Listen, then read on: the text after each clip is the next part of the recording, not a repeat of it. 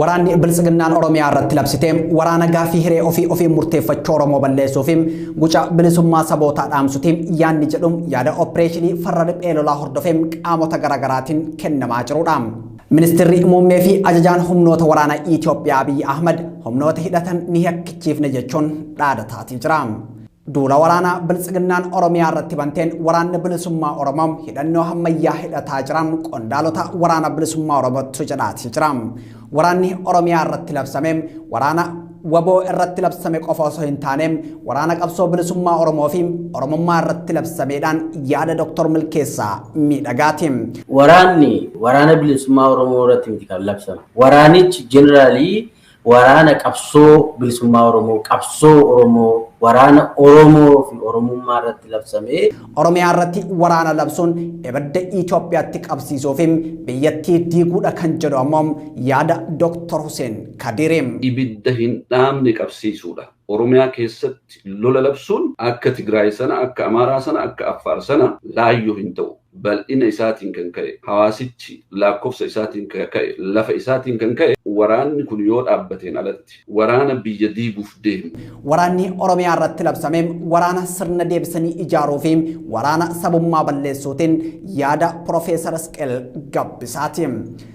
Ilaa tokkoffaanii sirna deebisuudha barbaaduudha. Kan Oromoon hin hubatini ammayyuu taanaan maqaa Oromiyaa bilisiginnaa Oromiyaa ka jedhu waan qabaateef waan Oromoodhaaf loogutti fakkaata ta'a darbee uummata keenyatti. OPDO'n waan Oromoodhaatiif hojjetu itti fakkaatuu danda'a. Garuu hundeedhumarraati yoo kaasee daangaa dantaa Oromoo eegsisuu wanti jedhamu akkuma gaaffiittuu bilisiginnaa keessatti ka'aa hin turre ergii muummichi ministeeraa kana dhufeetiiti. Siyaasa sabummaa magaalaa keessaa baafnee bosonatti galchinee magaalaa kan to'ate ilaalcha Itoophiyummaatiin bulchaa Itoophiyaa Abiy Ahmad alitti dubbate.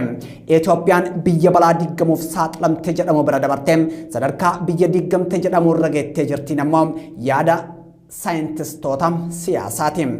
Waraanni mootummaa Itoophiyaa Fiild Maarshaal Biraanuu Juulaa, Leetinaant Jeneraal Geetaachoo Guddinaa fi Leetinaant Jeneraal Yilmaa Mardaasaan durfamuun waraana bilisummaa Oromoo kan Marroo Dirribaa Lammeessaa Gammachuu Abbooyyeef Sanyii Nagaasaatiin durfamu hoogganamee Oromiyaa irratti wal aa'aatii jira.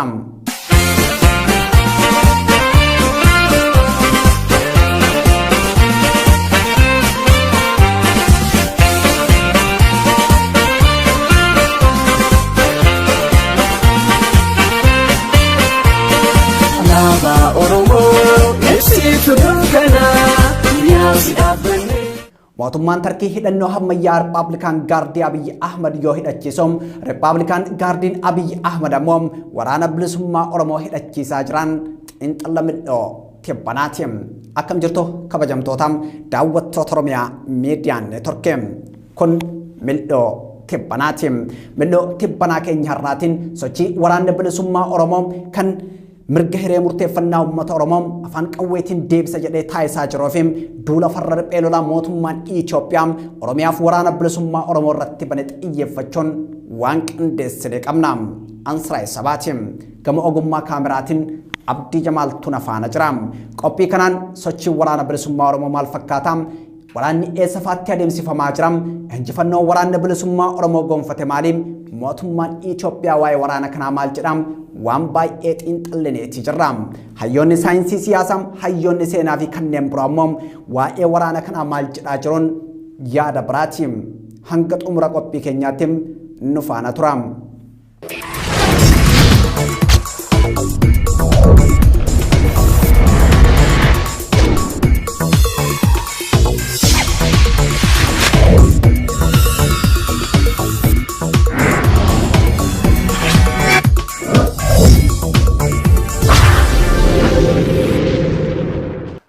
hidhachuufim humna namaatiin dagaagu waraana bilisummaa Oromoo mootummaa Itoophiyaa kan ilaalcha eda'amuutiin Itoophiyaa bitaa jiruuf qormaata siyaasaaf nageenyaa ta'uu isaa erga qondaalota bilisiginnaa Oromiyaa bulchaniifim muummicha ministeeraatiin dubbatamee boodam waraanni guddaan Oromiyaa irratti labsame qabsoon hidhannoo adeemsifamaatii jira. mootummaan Itoophiyaa duula farra riphee lolaa jedhe kanaaf loltoota isaa kutaalee biyyattii garaagaraatti keessayyuu Oromiyaatti bobbaasuun waraana bilisummaa Oromoo adamsaati jira. Labsii waraanaa Oromiyaatti labsame hordofee adda waraanaa 10 bakkeewwan waraanaa 40 walitti waraanni adeemsifamaati jira. Waraanni mootummaa Itoophiyaa Field Marshal Birhaanuu Juulaa, Leetinaanti Jeneraal Geetaachoo Guddinaa fi Leetinaanti Jeneraal Yilmaa Mardaasaatiin durfamuun waraana bilisummaa Oromoo kan Marroo Dirribaa Lammeessaa Gammachuu Abbooyyee sanyii Nagaasaatiif kanneen birootiin hoogganame Oromiyaa irratti wal aa'aatii jira. Raayyaan ittisa biyyaa, poolisiin federaalaa, humni addaa milishaan Oromiyaa, humni addaa Amaaraaf loltoonni Eertiraa qaamota waraanaa mootummaa Itoophiyaa Abiy Ahmed tumsuun waraana bilisummaa Oromoo waraanaa jiranidha. Uummanni Oromoo fi waraanni bilisummaa Oromoo ammoo qaamota waraanni irratti labsamedha. Mootummaan Itoophiyaa waraana kana labsuun dura biyyoota ollaa wajjin waliigaltee waraanaa mallatteessuu isaatti dubbatama. Ita Major Shumir Raayyaa ittisa biyyaa Field Marshal Birhaanuu Juulaa garam Keeniyaa yoo imaluun itti aanaan ita Major Shumir Raayyaa ittisa biyyaa Jeneraal Abbabaw Taaddasaa ammoo gara Suudaan kibbaa imaluun waliigaltee waraanaa taasisaniiti jiru. Field Marshal Birhaanuu Juulaa hulaa gara Mooyyeleetiin jirtu waraana bilisummaa Oromootti cufuuf Keeniyaa wajjin kan mari'ate yoo ta'u Jeneraal Abbabaw Taaddasaa ammoo garam lixa Itoophiyaatiin daandii jiru cufuuf akka ta'etu himamaati jira. Waraanni Oromiyaa irratti labsame kun waraana kallattiif alkallattiin biyyoota gaanfa Afrikaa hirmaachisuu danda'udha jedhamuunis sodaatamaati jira. Kibba Oromiyaatti humnoota mootummaa Itoophiyaa kan Koloneel Girmaa Ayyalaatiin durfamuu fi waraana bilisummaa Oromoo kan Gammachuu Abbooyyeen durfamu jeddutti waraanni guddaan adeemsifamaati jira. Cibraaleen waraana bilisummaa Oromoo Cibraa Soddon Booroo hamma Cibraa Laga Dambii, Cibraa Odaa Adoolaa hamma Cibraa Gumaa Baastuuloo Surrootti, humna Furgaatuu hamma Jajjabeetti waraana humnoota mootummaa federaalaa tumsan irraa itti baname qolataati jira. Waboon giddu galeessa Oromiyaatti lafa tarsiimoo naannoo magaalaa Gudar Tulluum gorfoo yoo qabatu gaarreen warshaa rasaasa hoomachoo marsan qucoo fi dobbii dilliisas marseeti jira. Labsa waraanaa duula farra riphee lolaa jedhu hordofee ammoo keessumaa zooniiwwan kibbaa giddu galeessa dirreewwan waraanaa dantuu wal waraansa guddaan humnoota mootummaa bilisiginnaaf waraanaa bilisummaa Oromoo jeddutti adeemsifamaati jira. Zoonii kibbaa Gujii Bahaa fi Lixaa keessatti lola ebila 10 bara 2022 irraa jalqabee waraana bilisummaa Oromoo waraana bilisiginnaa jeddutti adeemsifameen imalli bilisummaa waboon qabatee milkaa'aa jiraachuu ibsamaati jira. Gujii Bahaa keessa kan socho'u Cibraan Soddon Booroo duula waraana irratti baname qolachuun diina akka gaariitti adabaa jiraachuu ibseeti jira. Lola ebila 10 bara 2021 kallattii Malkaa Alamii, Malkaa Gubaa, Malkaa Kulee fi Malkaa Roqaa jedhamaniin itti banameenis injifannoon guddaan goolabuu ibseeti jira. Lola san irratti loltuu mootummaa 168 fixee dhibboota madeessuun 3 boojuu isaa dubbi himaan Edel Addunyaa waraana bilisummaa Oromoo Odaa Tarbii beeksiseeti jira. Meeshaan waraanaa to'atame immoo Asnaayipariin, kilaashii ammayyaa, AKM, bombii fi rasaasa gosa garaagaraa kumootaan lakkaa'aman dabalatee hidhannoo waraanaaf meeshaalee qunnamtii hedduun booji'eeti jira. Meeshaaleen waraanaa ammayyaa waboon Cibraa Soddon Booroo loltoota mootummaa irraa hiikkate kun erga hagayya bara 2021 muummeen ministeera Itoophiyaa Abiy Ahmed gara Tarkii imaluun pirezidaantii biyyattii Rajab Xayyib Erdogan wajjin waliigaltee waraanaaf leenjii loltummaa mallatteessee booda kan Ankaaraan Finfinnee hidhachiiftedha. Meeshaalee waraanaa Tarkiin Itoophiyaaf kennite raayyaa ittisa biyyaa waraana meeshaalee waraanaa Tarkiin Itoophiyaaf kennite raayyaan ittisa biyyaa waraana bilisummaa Oromootiif kennaati jira. Meeshaaleen waraanaa waboon hiikkate kun meeshaalee waraanaa Riippaabilikaan Gaardiin hidhateen wal fakkaata. Koonyama Gujii Bahaa keessa kan socho'u Cibraan Odaa Adoolaa aanaa Waadaraa fi ganda Gooroo Daraaraa jidduutti waraana bilisiginnaa konkolaataa 14 nageellee irraa ka'uun waraana bilisummaa Oromoo adamsuuf deemaa ture irratti tarkaanfii fudhateen loltoota bilisiginnaa 13 battalatti ajjeesuun 15 ol madeessuu isaa ibseeti jira. Aanaa Gooroo Doolaa magaalaa Daraaraa seenuus tarkaanfii fudhateenis loltoota bilisiginnaa 18 ajjeesuun 18 ammoo madeessuu ibseeti jira.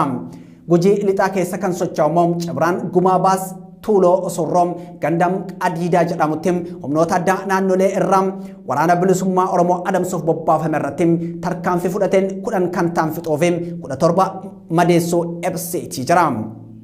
Humnoonni naannolee ergama Abiyyi Ahmad baadhatanii waraana isaan hin ilaallanne keessatti bifa garagaraan qooda fudhataa jiraniif uummattoota obbolaa gidduutti walitti bu'iinsa uummataa uumuuf socho'an gocha isaanii kanarraa akka of qusatan dhaameetii jira.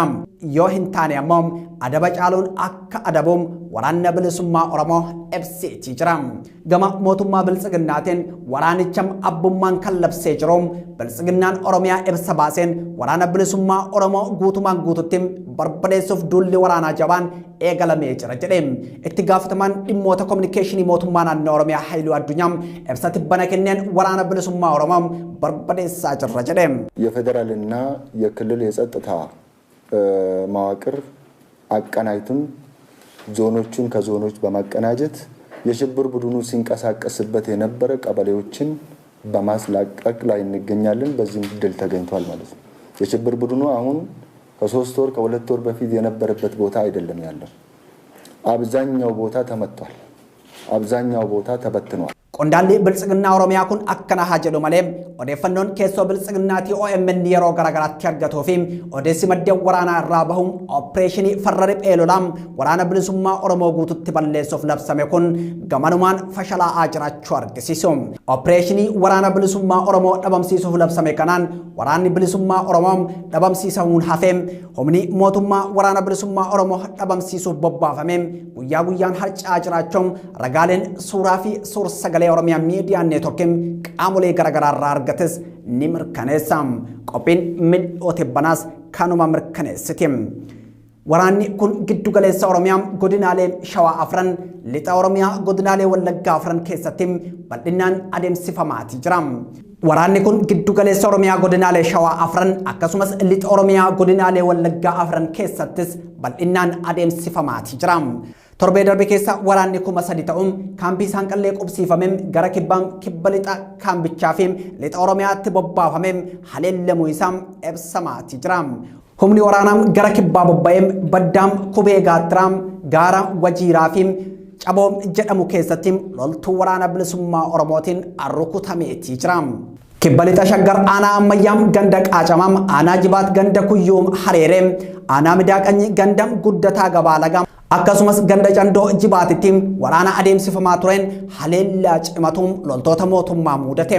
Humnoonni waraanaa bobbaafaman milkaa'uu dhabuu hordofee ministeerri muummee Abiyyi Ahmad qondaalota waraanaa duula kana hoogganan 3 muudeetii jira.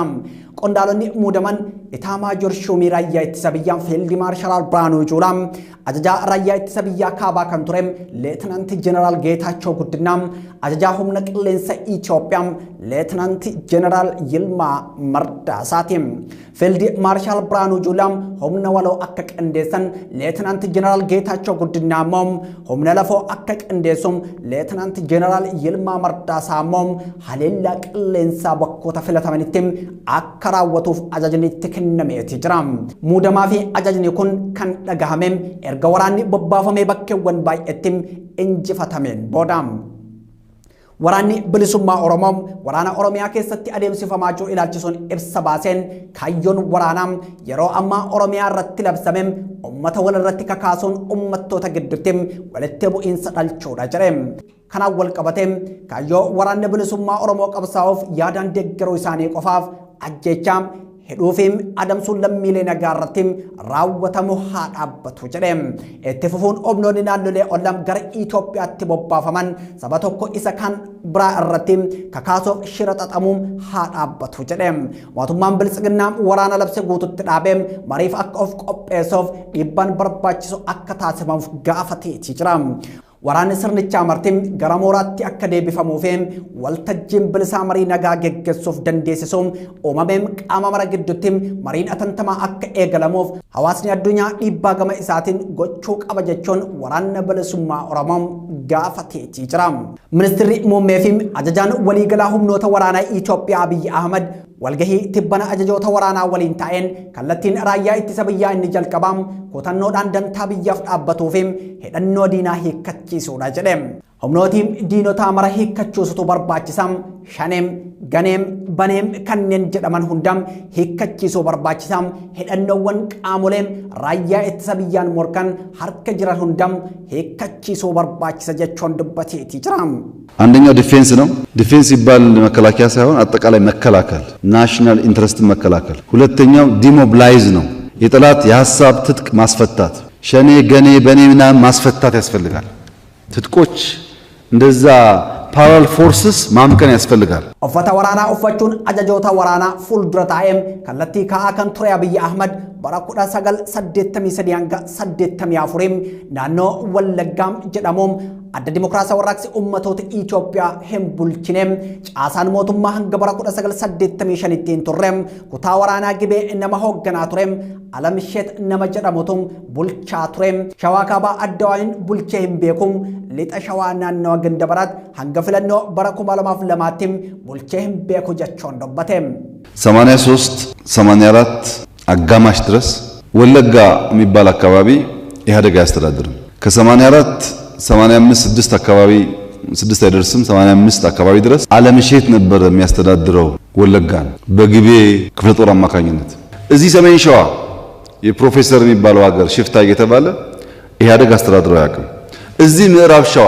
ግንደበረት አካባቢ ኢህአዴግ እስከ 2002 ምርጫ ድረስ በ97ም ጭምር በተሟላ ደረጃ የኛ ቀጠና አልነበረም። addi dimokiraasa warraaqsa ummatoota Itoophiyaa magaalota akka Finfinneef Hawaasaa bulchaa ture maleem godinoota bulchaa hin turre jechuun kan ajajoota waraanaatti hime Abiy Ahmad garuu baadiyaalee lixa Oromiyaa kibbaaf giddu galeessa Oromiyaa Benishaangul Gumuz godina Mattakkaleefim naannoo Tigraay bulchaa akka hin jirreem hen ebsinem naannawa kanneen keessa gandootaa fi aanota meeqatu bulchiinsa Abiy Ahmad jala jiran gaafiidhaam. Ajajaan humnoota waraanaa Itoophiyaa bara bulchiinsa isaa gandootaaf aanotam godinootaaf naannoowwan hidhattootaan bulfamaa jiran osoo jiruu hamilee kamiin adda dimokiraasa warraaqsi ummatoota Itoophiyaa bakkeewwan hin bulchine qaba jedha jechuun kan qeeqaa jiran hedduudha. Raayyaan ittisa biyyaa cimeem hojjechuun raayyaa sabummaa gandummaa hirkattummaa siyaasaa irraa bilisa ta'ee fi ogummaa loltummaa qofaan kan hoogganamu ijaaruu akka qabus dhaameetii jira. Raayyaa mootummaa jijjiiramu waliin hin diigamneem kan ijaaruu malee hin diignes bu'uuressuu qabduum kana gochuuf ammoo gootummaa adda waraanaa fi yeroo dhiphinnaatti agarsiiftan sun yeroo nagaatti irra deebi'amuu qaba jechuun hooggantoota waraanaa fuuldura isaa ta'anitti dubbataati ture. Seenaa Itoophiyaa keessatti raayyaa ittisa biyyaas ta'e poolisiin manneen murtiis ta'e abbaan alangaam qaamoleen hojii raawwachiiftu hundim mootummaaf siyaasaa irraa walaba ta'anii dantaa biyyaalessa biyyatti ta'anii hin beekaniim yookaan kabachiisanii hin beekaniim. Loltuun mootummaa sirna mootii keessattis ta'e dargii keessatti adda dimokiraasaa warraaqsa ummatoota Itoophiyaa keessattis ta'e biltsiginnaa keessatti wabii ummataa osoo hin taaneem wabii paartii ergama ummataa osoo hin taaneem ergama paartii fudhachuun hojjetaa turaniim. Bulchiinsi Abiy Ahmad siyaasa sabummaa balleessuuf humna waraanaa fayyadameem Oromiyaa Tigraayiif Benishaangul Gumuz waraanaati jira. Haalli qabatamaan loltuun mootummaa itti bobbaafamaa jiruu fi haasaan ministeera muummee wal hin simuum.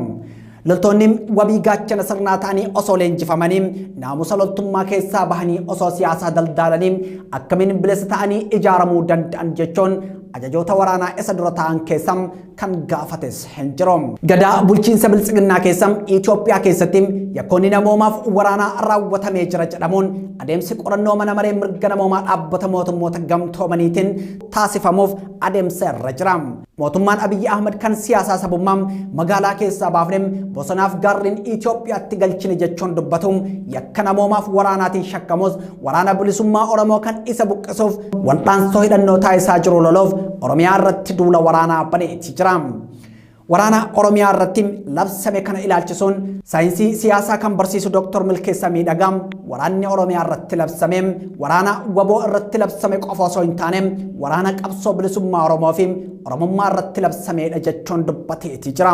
Waraanni waraana bilisummaa Oromoo irratti miti kan labsame. Waraanichi jeneraalii waraana qabsoo bilisummaa Oromoo qabsoo Oromoo waraana Oromoo fi Oromummaa irratti labsame. Hayyoon falaasamaa fi geggeessummaa Dr. Hussein Kadir ammoo Oromiyaa irratti waraana labsuun ibidda Itoophiyaatti qabsiisuu fi biyyattii diiguudha jechuun dubbatanii jiru. Ibidda hin dhaamne qabsiisuudha. Oromiyaa keessatti lola labsuun akka Tigraay sana, akka Amaaraa sana, akka Affaar sana laayyoo hin ta'u. Bal'ina isaatiin kan ka'e, hawaasichi lakkoofsa isaatiin kan ka'e, lafa isaatiin kan ka'e, waraanni kun yoo dhaabbateen alatti waraana biyya diiguuf deemu. Hayyuun seenaa Profeesar Isqeel Gabbisaam waraanni Oromiyaa irratti labsameen waraana sirna deebisanii ijaaruu fi waraana sabummaa balleessuuti jedheem. Ilaa tokkoffaanii sirna deebisuudha barbaaduudha. Kan Oromoon hin hubatini ammayyuu taanaan maqaa Oromiyaa bilisiginnaa Oromiyaa ka jedhu waan qabaateef waan Oromoodhaaf loogutti fakkaata ta'a darbee uummata keenyatti. OPDO'n waan Oromoodhaatiif hojjetu itti fakkaatuu danda'a. Garuu hundeedhuma irraatii kaasee daangaa dantaa Oromoo eegsisuu wanti jedhamu akkuma gaaffiittuu bilisiginnaa keessatti ka'aa hin turre ergii muummichi ministeeraa kana dhufeeti.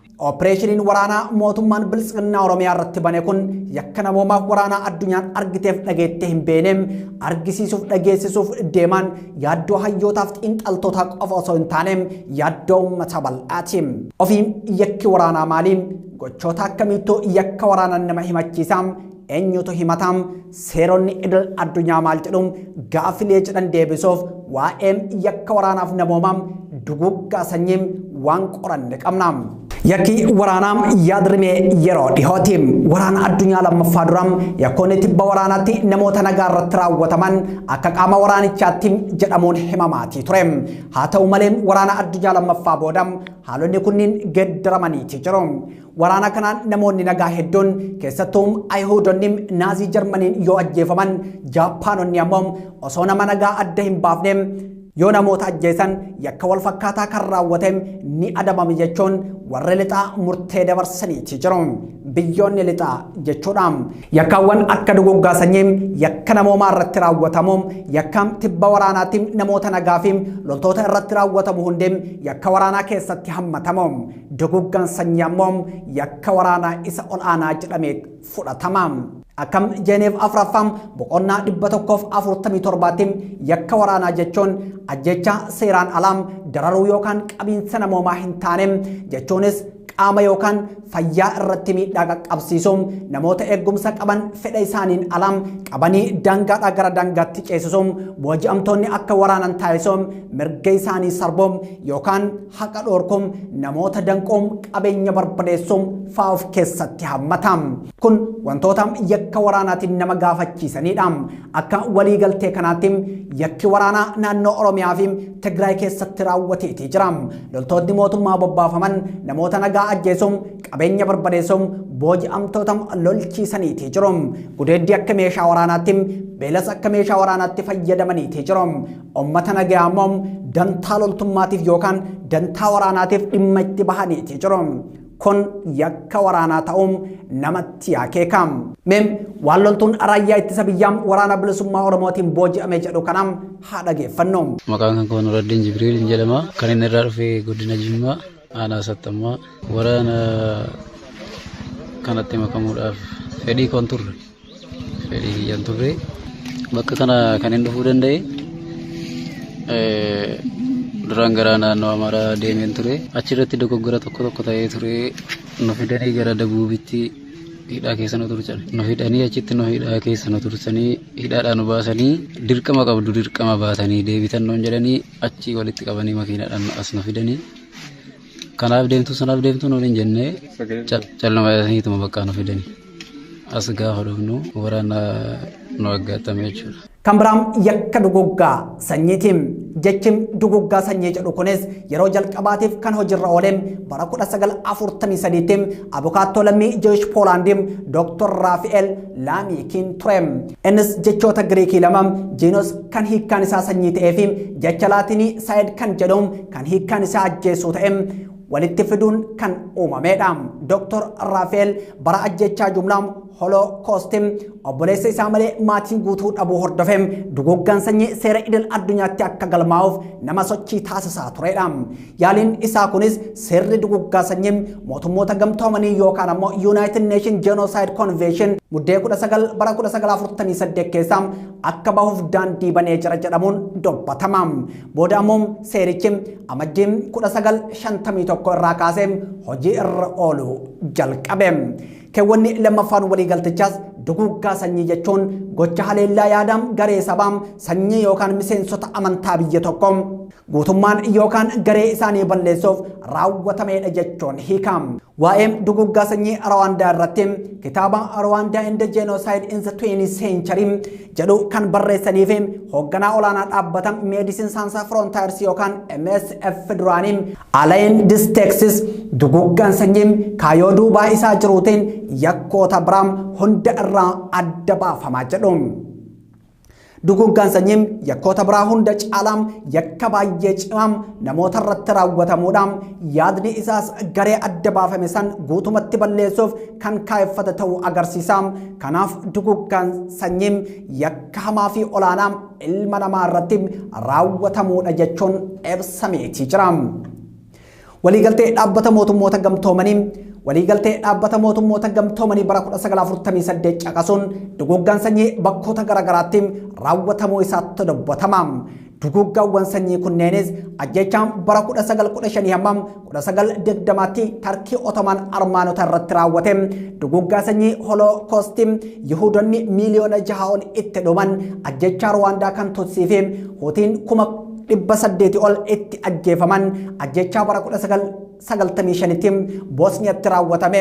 Beela namtolchee bara 1932 hangam 1933 gamtaan Sooviyetii Yukireenitti uume. Weerara bara 1975 Indooneeziyaa baham Tiimoor irratti raawwatte. Beelaa fi saamicha humna Kaamboodiyaa Kiimer Roosh keessatti bara 1970 keessa raawwatameen namoonni miiliyoona 1.7 kan itti ajjeefaman yakka Suudaan Daarfuuritti raawwatame. Ajjechaan Maayinaamar bara 2017 musliimoota Rohingyaa irratti raawwatte yakkoota duguggaa sanyii jedhamuun kanneen eeraman keessaayyee. Yakka duguggaa sanyii raawwatan jedhamuun qondaalonni mana murtii addaa idil addunyaatti dhiyaatan lammii Rwaandaa kantiibaa magaalaa Taabaa Zaanaa Pool Akaayisuun namoota 85 waliin bara 1998 Jeneraalli duraanii Boosniyaa Raadislaaf Kiristich bara 2001 nama maqaa ajjeesuu Boosniyaa jedhamuun waamamu ajajaan Boosniyaa duraanii Raatko Milaadichis bara 2007 duguggaa sanyii yakka waraanaa fi sarbuu mirga namoomaatiin kan himatame hidhaan umrii guutuun kan itti murtaa'ee fi kanneen biroo hedduun yakka duguggaa sanyiitiin himatamaniiti jiru. Kan mana murtiitti dhiyaatuuf adeemsa irra jiranis hedduunis jiru. Bara 2001 keessa manni murtii idil addunyaa Niizerlaandii Heegitti argamu dirqiin gudeeduu qindaa'aa fi gabroonfannaa saalqunnamtii yeroo waraanaa raawwatamu yakkaawwan namoomaa irratti raawwatamanidha jechuun murteesseeti jira. Gochoonni kunniin Itoophiyaa keessatti raawwatameeti jira. Ammas raawwatamaati jira. Bu'aa tarsiimoo waraanaatiif jedhamee yakki namoota nagaa irratti raawwatamu yakka namoomaa ta'uu danda'anis yaada xiinxaltootaa fi ogeeyyii seeraati. Akkuma yakka duguggaa sanyii kanneen yakka waraanaa raawwatanis mana murtii idil addunyaatti himatamaniiti jiru.